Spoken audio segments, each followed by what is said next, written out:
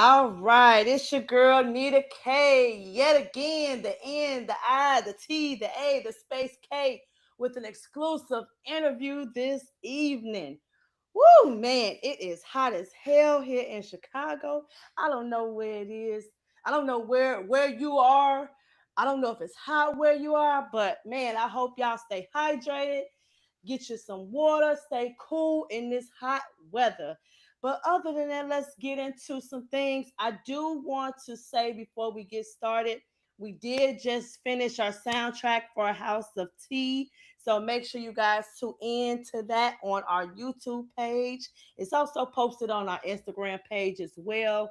We also have a double feature premiere this year in October. We're trying to shoot for Halloween to do a double feature with the showing of House of Tea and our first short film, Perpendicular Hotel. It'll be a blast. It's gonna be a dope party. We got people that has RSVP. So I hope you guys tune in. Now, we got this special exclusive interview with this special guest, and this came all about with us networking in LA at the BET casting call for the BET experience. I want to introduce the world to this wonderful person, this gentleman that I've met. Thank you for coming on our podcast today. And just tell the world, just introduce yourself and let them know who you are. Hello, world. My name is Ahku, AHKU. I I am an actor, producer. I used to be in the music business. I used to be a musician or artist, rapper, whatever you want to call it. Mhm. Tapped into stand up comedy for a minute, So man of many hats. What's up, y'all?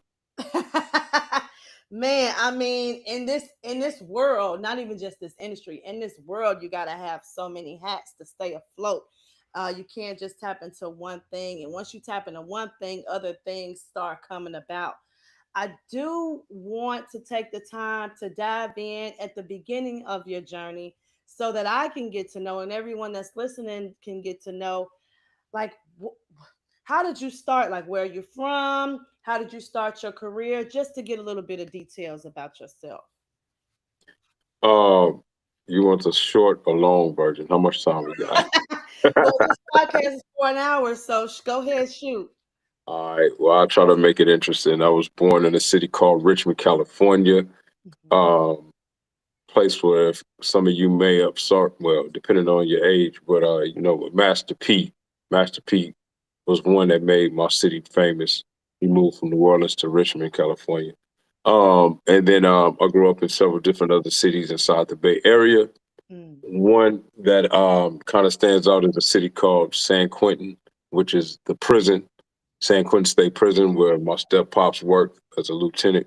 So me and my sister and my mom, so we lived on the grounds of the prison, which was pretty interesting. Then I lived in Vallejo, California, the home of E40. Mm. For those who don't know, E40 is a rapper from the Bay Area, a staple in the Bay. Yes. And yeah, I kind of moved around a little bit. And then as far as music, so my stepdad, he was a original drummer for a group called Confunction, and before he entered into law enforcement. So I had music around me and my family all my life. Played the drums since I was 6. Just loved music. My mother played music at parties. So, it's kind of the same. You hear that same thing, when you grew up around music. Then I Yeah. went into the break dancing phase. Then I started DJing, wanting to be like my cousin Randy, because he was a DJ, and then he gave me all his old equipment. So I used to DJ house parties at the age of like 9, 10, no cap. Um, and I'm aging myself. And then it eventually, moved into music. And I used to love Michael Jackson. I used to try to do the Michael Jackson. It had a jacket, curl. You feel Wow. me? Yeah, yeah. I had the whole get down. And then and then hip hop came about, with Curtis and for the old heads, way back in the day. Yes. And I just took a love into hip hop. It was like after hearing, a lot of R&B, new wave music, when rap came along, it was something that just spoke to me. Mm. And I wrote my first rap at like 9 years old, and I just fell in love with it. Yeah. And I went into the music business, met and worked with a lot of big wigs and a lot of legends. But Yes. somehow I just believe that God kept me away from the music business because it was a lot of deals on the table and a lot that just fell through. But after you see how this music business is, it was a blessing. Yeah. Then it transitioned into acting. I had been acting and doing skits on camera, like a lot of people doing, content on TikTok and things of that nature. I'd been doing it from back in the day. I had my mama's camera and was Yeah. just having my family and friends do little skits with me. And I had BET interested in my video because they had a show called um, How We Do It, hosted by Ricky Smiley. And it Okay. was supposed to be like a black version of America's Funniest Home Videos. Yeah. And so they loved my content and what I did, where I did parodies of other people in the industry like Tupac, Prince, Yeah. E40, Mike Tyson at that time. But the only reason why they didn't release it was because we were using original music. Mm, The people who we were imitating, we were using their music and they couldn't clear it. okay. So that fell through, which was heartbreaking, but it did something for me though. It told me that, oh man, some people are interested in what you're doing. Mm, That's on that level. And so that was at the age of like 21. You mm. feel me? So from there, I just started pursuing acting, went to acting classes, and then rest is history. Man, that the fact that you summed that up in a nutshell, it sounds like you had a great journey with what you started with up until today. Like being able to be in that times, like I'm an 80s baby. So I know about Curtis Blow, Slick Rick, he just came back out of 20 something years. Right. I know about all of those people, and it's just great to hear that you had that type of experience. And even with Michael Jackson, I've had a almost close encounter. Maybe as a child with my uncle Derek, he was in the Wiz. God rest Wow. his soul. Yeah, he was in the Wiz, and he was one of the crows in the Wiz, so he was able to be proximity of Michael Jackson. Yes, Yeah. yes. Yeah. So that I mean, I love telling people that because I'm just like just such an awe of being that close. So I have a few people who I would have loved to work with as well. But listening to what you've done, it's nothing compared to what I've done. Like even now, so just digging back into some of the things that you said. So when you started doing music and writing your own, do you still write music? I do. It's funny you say that. I had somebody on another podcast that posted where they said that why are certain rappers still rapping?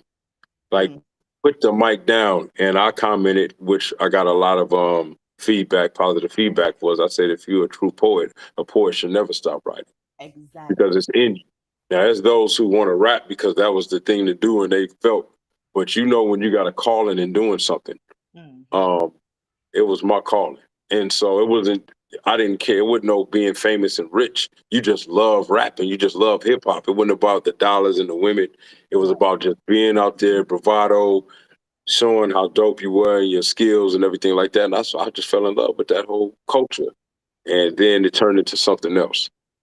So yeah, I come from a real place with this here. So yeah, I still write to answer your question. I may not Okay. perform or record, but I still write. It's still look like you said. Even if you like you said, like me, I have this passion. I don't get paid for doing these things. It's just the thing that I love to do.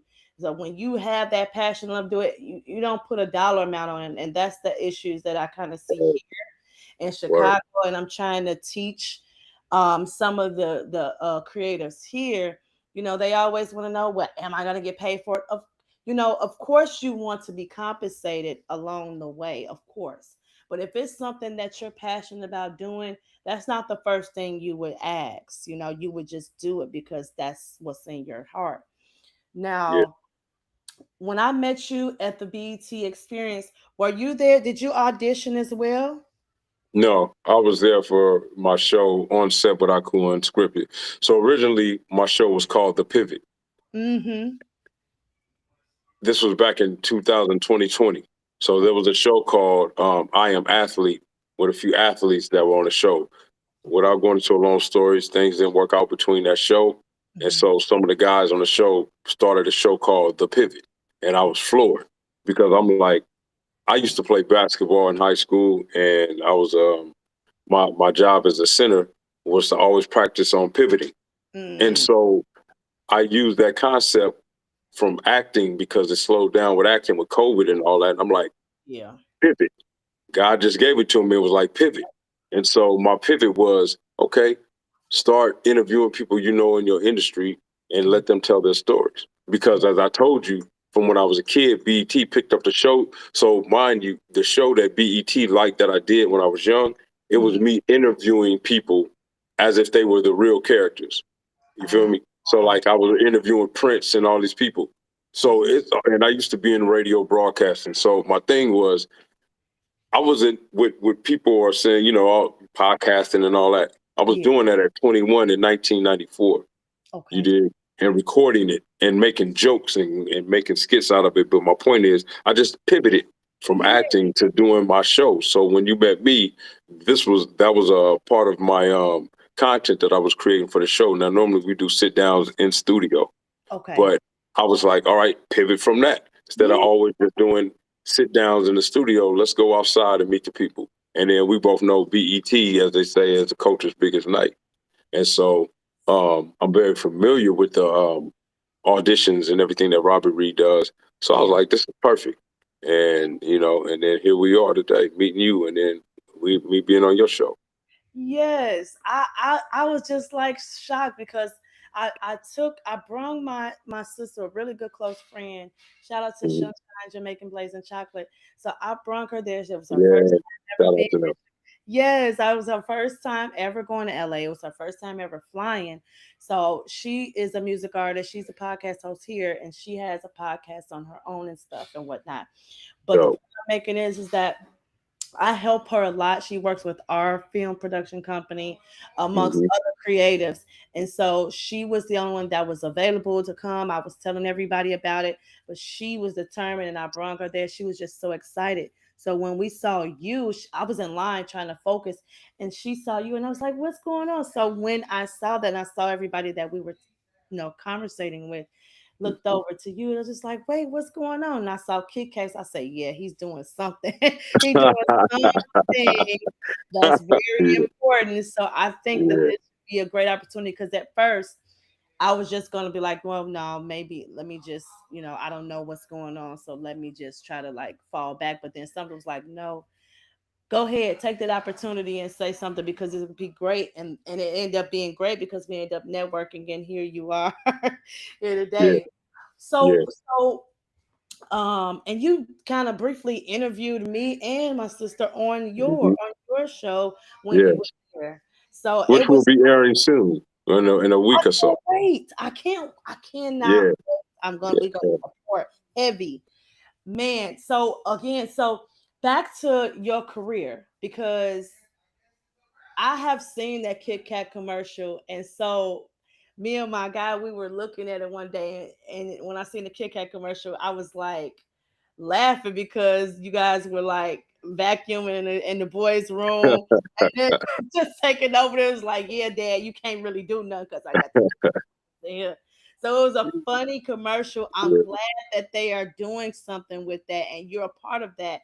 But what's crazy is once I realized who you were and I looked, because see, I'm not the type of person to be like, because I'm around celebrities, I talk to celebrities a lot and I talk to mhm, a lot of creators a lot. So I'm not like starstruck and stuff like that. So when I saw you, mhm. I was like, wow, this is amazing. Speaking of starstruck, your video struck out, man. We may have to try this again.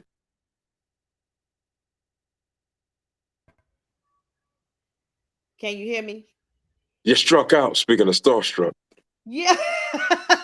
I know it went out, but that's okay because I'm gonna that's a edit. lot of power, man. That's a lot of power. That's a lot of star power, man.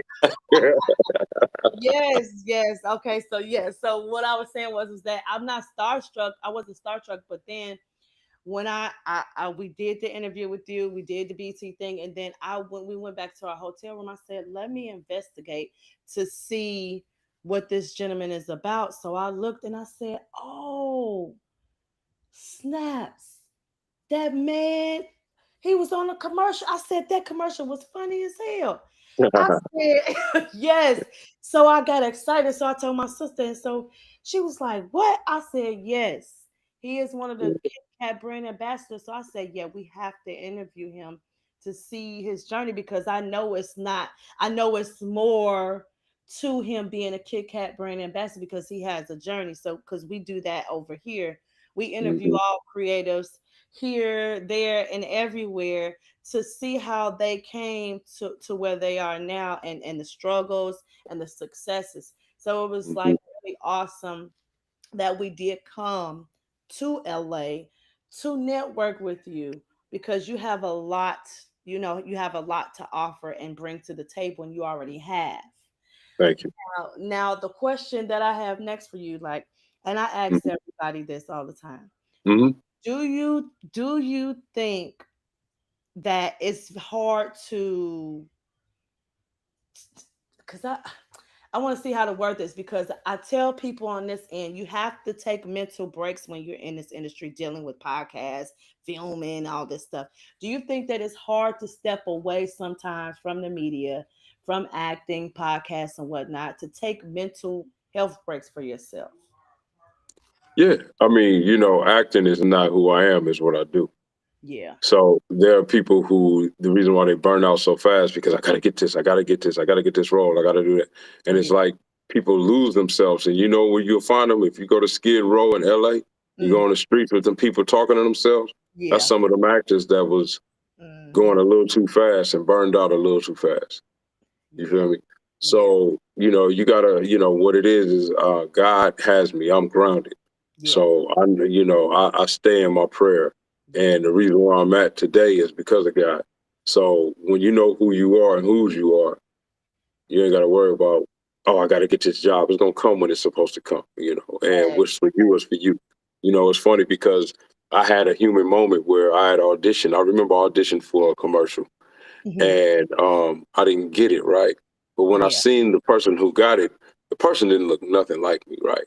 Yeah. And so I was thinking like, man, I'm like, I know this, I could have got this, but they didn't choose me. So I was feeling a way about it. And then every time it popped up, and then something, again, my guy was like, what's yours is yours. Hmm. And I've been told continuously that it was coming. Yeah. And then it's every time. One of the things that I learned was every time that I was ready to just like I'm about to just pivot about this game and move something else. I Yeah. found that I was depressed if I did anything else and not that. Mm, Aside of working or something, but just yeah. thinking that I'm gonna go into a whole new field of a career of living my life. Gardening, Yeah. this is whatever. I'm Something you like, that's not who I am. right. You know. And so, I was talking to my sister Rhonda about this the other day, where my sister, I have like two sisters and a Hmm. niece, or a great niece and a niece, who are all artists, like Yeah. can draw and paint like you never could believe.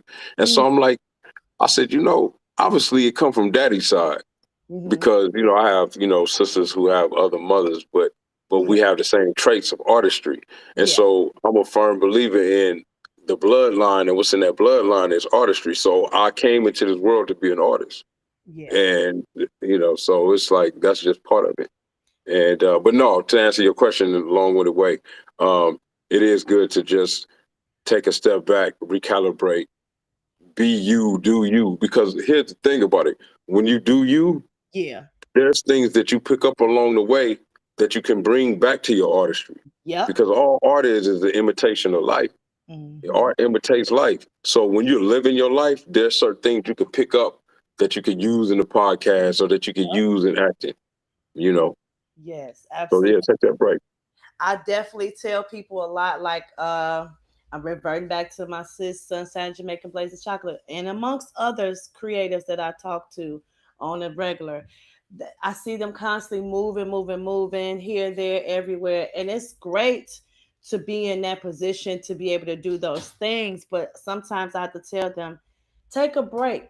They see me a lot. Sometimes I may post on my pages and say, "Hey, I'll be taking a mental break from this day to this day. I'll be out of the office. Reach out to my brand ambassadors if you need some assistance. And they like, you take breaks frequently. And I have to explain to them, you need to take breaks frequently because look, like you said, you'll drive yourself crazy. Like you said, what's for you is for you. It's gonna be there when you get back. You don't need to rush and overwhelm yourself. You're gonna crash out. And I see And a lot look, of them doing that. well, my bad. No No, disrespect. you're good. Well, no, it's good. I was just gonna say a lot of that comes from I gotta get it. I gotta get there. I gotta get it. Right. Yeah. But think about this: people who are on certain levels, they go and vacate and get up out of the country and do their thing and chill. Yep. Right. Because one would say they made it. Well, they still not working. They still have to audition. Some of them don't, but at the end of the day, they still have to take a break from acting or Yep. whatever it is that they do. That's just life. You dig what I'm saying? I just seen an article the other day, man, that broke my heart. I don't know the whole story, but it was some sister who I guess she was working 7 days a week, Mm-hmm. and her last tweet out was, I need some rest. I'm taking 3 days off," and they say she never woke up. Oh my gosh. Yeah, I just seen that the other day. It was on one of the platforms. Yeah. No, Yeah. Oh, she how probably about that? stressed out and just overwhelmed. Your body will shut down. That's It yeah. was shut down, man. And part of it also is, with inflation and how what life is today. Yeah. And then you see people who they look like they got it going on and they pop into people trying to catch up with the Joneses and Mm-hmm. killing themselves to do it. Mm-hmm. Mm-hmm. You ain't never lying. I'll be telling them, you know what? I really am trying to do my best here in Chicago to try to teach the creatives here. I have a handful of them that I'm showing them the ropes to let them know, like, you don't have to, you don't have to chase it. If that's your passion, that's your dream, God will put that blessing in front of you if it's for you. You don't have to do all that. They definitely be out here trying to keep up with the Joneses, going broke, not paying their rent, not paying their bills, don't have this, don't have that. Another thing that they're doing out here, and I'm going to ask you about this too, if you agree with this. I've been talking to a lot of promoters out here, and I look, a lot of the music artists, they pay to perform, and I just had to have this conversation with someone a couple of weeks ago when we got back from LA. Like, hey, why are the music artists here in our hometown, and we're all trying to collaborate and network, why are they paying to perform? It doesn't make sense, and they're losing money having to pay uh uh $40 for two songs, or they got to have supporters and all this stuff. You just making the promoter rich instead of yourself. And so with that, my question to you is that, do you think that it's fair, or what is your idea about that when it comes to music artists having to pay to perform? My honest opinion is I don't have a problem with it. Jay-Z did it. Jay-Z came to the Bay Area and he